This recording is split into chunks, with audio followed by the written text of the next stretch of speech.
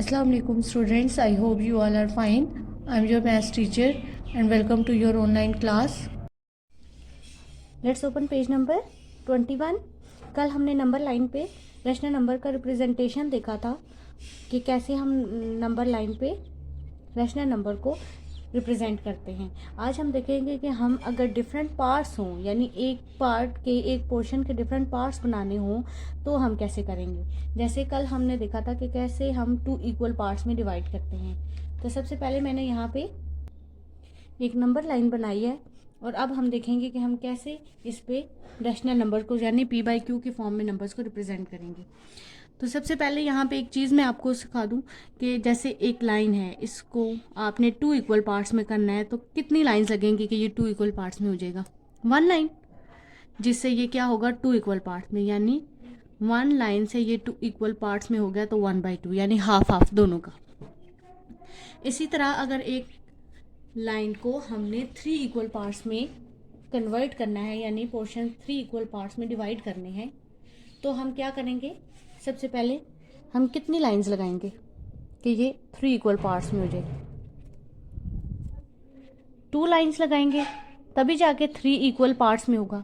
हम कितने पार्ट्स बनाना चाह रहे हैं, 3 इक्वल पार्ट्स। कितने पार्ट्स करना चाहते हैं, 3 इक्वल पार्ट्स। तो डिनोमिनेटर यानी नीचे वाली वैल्यू हमारी क्या होगी, 3।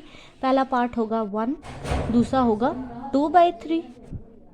तो इससे क्या होगा कि हमारी नंबर लाइन देखें 1, 2 और 3 जो है इक्वल पार्ट्स में डिवाइड होगी। इसी तरह हमने जितने भी पार्ट्स करने हो, यानी एक लाइन के अगर 5 इक्वल पार्ट्स करने हैं हमने, तो सबसे पहले 5 के लिए हमें 4 लाइंस लगाएंगे तो 5 वाला पार्ट जो है ऑटोमेटिकली बन जाता है। जैसे 2 में करना था तो 1 लाइन लगाई तो 2 पार्ट्स बन गए। 3 में करना था तो 2 लाइंस लगाई। अब 5 में करना हो डिवाइड तो हम कितनी लाइंस लगाएंगे, 4।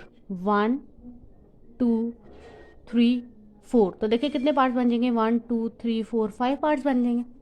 अब हम एक लाइन को 5 इक्वल पार्ट्स में करने जा रहे हैं, 5 पार्ट्स में। तो पहला पार्ट होगा 1/5, दूसरा होगा 2/5, तीसरा होगा 3/5 और नेक्स्ट होगा 4/5।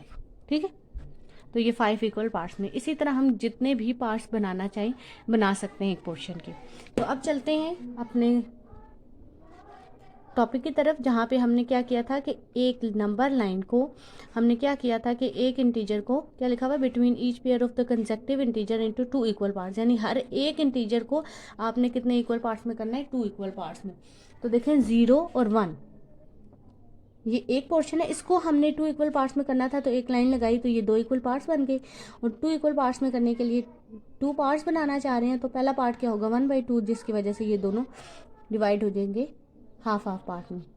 अब नेक्स्ट था हमारे पास, आप देखें, similarly if we divide the segment between each pair of the consecutive integer into 3 equal parts we get the rational number. अब वो कह रहा है कि एक नंबर लाइन है, इसको हमने क्या करना है, 3 इक्वल पार्ट्स में, नंबर लाइन को नहीं, एक सेगमेंट को, यानी अगर आप चाहें 1 से 2 के दरमियान में जो सेगमेंट है इसको 3 इक्वल पार्ट्स में करना चाहें, 0 और 1 को, तो क्या होगा। सबसे पहले 3 इक्वल पार्ट्स करना चाहते हैं तो हमें 2 लाइंस लगानी होंगी जिससे ये 3 पार्ट्स में डिवाइड होगा। देखें एक पोर्शन ये हो जाएगा, एक यहाँ पे और एक यहाँ पे। तो पहला पार्ट हमारा क्या होगा, हम 3 पार्ट्स में करना चाह रहे हैं, 3 आ जाएगा और 1/3 यानी पहला पार्ट। दूसरा होगा 2/3 और नेक्स्ट जब 3/3 होता है तो हम क्या होते हैं, वो 3/3 देखें 3/3 लिखा हो तो वो 1 ही होगा ना, तो ये नेक्स्ट पार्ट 1 लिखा हुआ है ऑलरेडी। ठीक है, ये तो अब आपको आई होप कि ये नंबर लाइन पे डिवीजन का या रैशनल नंबर का जो कॉन्सेप्ट है वो क्लियर हो गया होगा। अब हम चलते हैं अपनी एक्सरसाइज में, जिसमें हमने क्या करना है, क्वेश्चन नंबर 8 में represent the following rational number on the number line. हमने ये जो नंबर गिवन है इसको क्या करना है, नंबर लाइन पे रिप्रेजेंट करना है। तो यहाँ पे देखें हमारे पास जो पहला क्वेश्चन है वो क्या है, -11/4। हमने जो काम किया था अभी तक उसमें हमारा जो न्यूमरेटर था वो डिनोमिनेटर से छोटा था, जैसे हमने अभी पीछे वाले पेज पे किया। अगर देखें 1/3 2/3, यहाँ पे देखें 1/2 3/2। तो क्या है कि जब हम नंबर लाइन पे रिप्रेजेंट करते हैं तो कैसे रिप्रेजेंट करेंगे 11/4 को? सबसे पहले अगर हमें नहीं समझ आ रहा कि हम कैसे -11/4 को करें, यानी कैसे पार्ट्स इसके बनाएं, तो सबसे पहले हम क्या करेंगे कि इन दोनों नंबर्स को डिवाइड करेंगे। अब हमारे पास फर्स्ट पार्ट है, इसका सॉल्यूशन देखते हैं। -11/4, 11/4 को आप रिप्रेजेंट करने के लिए सबसे पहले हम नंबर लाइन ड्रॉ करेंगे। यहाँ पे मैंने नंबर लाइन बनाई है, जस्ट उसका 0 डिफाइन किया है। उसके बाद का काम हम देखते हैं। 11/4 को डिवाइड करते हैं। यहाँ पे रफ वर्क में आपने करना है 11/4, माइनस साइन को हम लास्ट में यूज करेंगे। 4 2 8,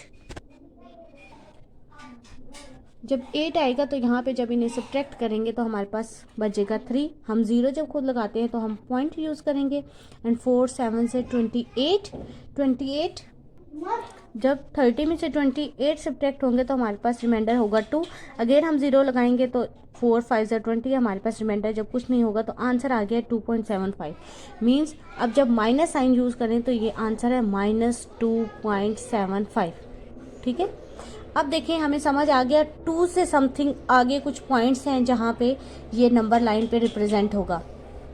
अब हम क्या करेंगे कि इट मीन्स कि यहाँ पे 2 पॉइंट समथिंग है तो हमें चाहिए 1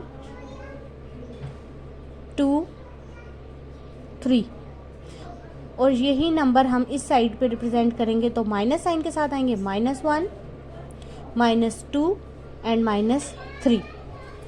अब क्योंकि वैल्यू के साथ हमारा माइनस साइन है, इट मीन्स ये इस साइड पे लाई करेगी कहीं पे 2। अब 2 से आगे 0.75 मीन्स के हाफ होगा तो 2.50 होता है, और 75 यानी ये बिल्कुल यहाँ 3 के करीब करीब आएगा। तो यहाँ पे 75 बनता है, हाफ होगा तो 50, यानी 1/2 को जब हम डिवाइड करते हैं तो हमारे पास आता है 0.5। ठीक, 0.50 भी कह सकते हैं। तो 75 इट मीन्स यहाँ कहीं आएगा। तो ये नंबर लाइन पे हम जब इसको रिप्रेजेंट करेंगे हम ये नहीं लिखेंगे कि -2.75, हम इससे वही रिप्रेजेंट करेंगे जो हमें क्वेश्चन में 11/4 ही रिप्रेजेंट करेंगे। ठीक है, नेक्स्ट हमारा जो पार्ट है वो 2 है।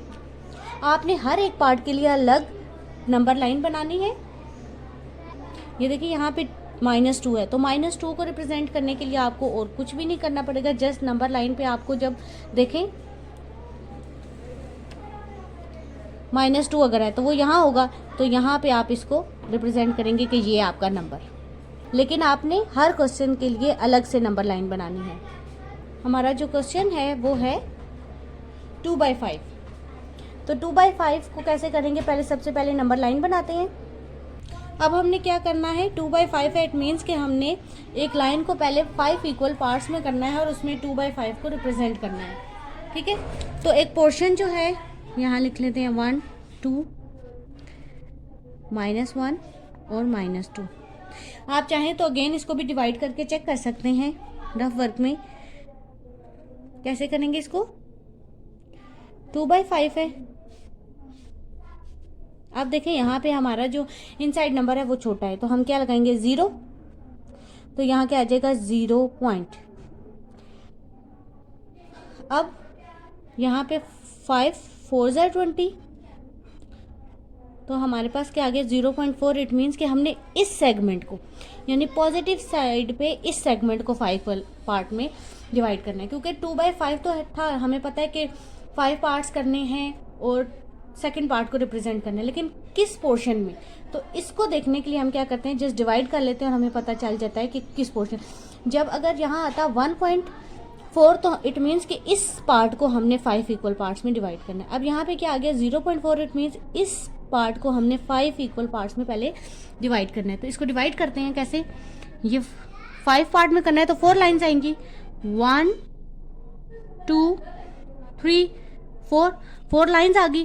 पहला पार्ट होगा 1/5, सेकंड होगा 2/5, ये होगा 3/5 और ये होगा 4/5।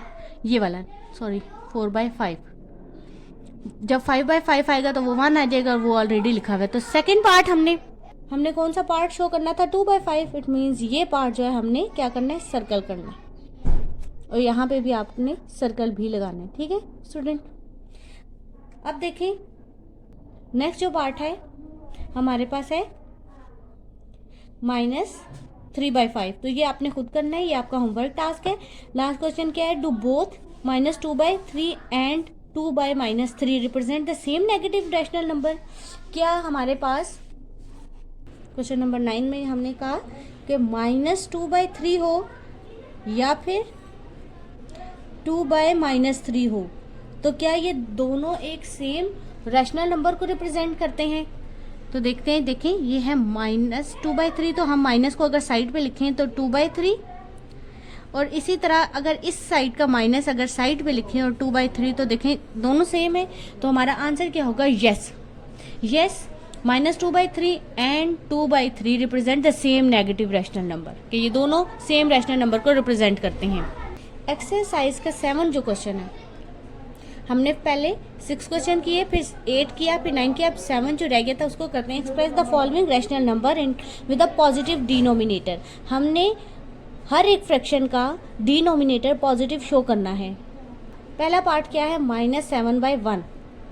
क्वेश्चन 7 का पार्ट 1 था -7/1। अब देखिए हमने इसको कैसे करना है, डिनोमिनेटर हमने पॉजिटिव शो करना है, तो ये ऑलरेडी ही पॉजिटिव है। तो इसको करने के लिए हमें, क्योंकि जब भी हमने डिनोमिनेटर पॉजिटिव करना होता है तो हमने क्या करना होता है कि अगर ये माइनस साइन है तो इसको मल्टीप्लाई करवाते हैं -1 साइन से, यानी माइनस माइनस क्योंकि प्लस हो जाता है, तो अगर पहले से एक हमारे पास मल्टीप्लाई करवाएं तो माइनस माइनस आपस में ऐड होके प्लस हो जाता है। सेकेंड पार्ट में हमारे पास जो क्वेश्चन है वो है -5/-2। अब देखें, अब हमें क्या करना है, -2 है तो हम क्या करेंगे, सिर्फ -5 मल्टीप्लाई -2, इसको मल्टीप्लाई करवाना है -1/-1 से। इस तरह करने से क्या होगा, ये माइनस जब इस जो भी हम नंबर यूज़ करें, माइनस हमने दोनों साइड पे यूज़ करना है। ठीक है, ये नहीं है कि सिर्फ डिनोमिनेटर में यूज़ करें, न्यूमिनेटर में नहीं। तो क्या होगा हमारा, इससे क्वेश्चन पे क्या इफेक्ट आएगा, वो यहाँ पे तो न्यूमिनेटर भी पॉजिटिव हो गया। 5 1 ज़र 5 minus minus plus divided by -2 जब मल्टीप्लाई होगा -1 से तो माइनस माइनस प्लस एंड 2 1 ज़र 2। तो हमारा डिनोमिनेटर देखें पॉजिटिव आ गया। एक क्वेश्चन है यहाँ पे हमारे पास -33/3 और एक क्वेश्चन है -9/5। तो रिमेनिंग जो 2 क्वेश्चन है इसी पार्ट के आपने खुद करने हैं। तो इस तरह आपका आज का होमवर्क टास्क जो है वो क्वेश्चन नंबर 7, 8 एंड 9 है। तीनों क्वेश्चन को आपने अपनी नोटबुक पे काम करना है। थैंक यू स्टूडेंट, अल्लाह हाफिज़।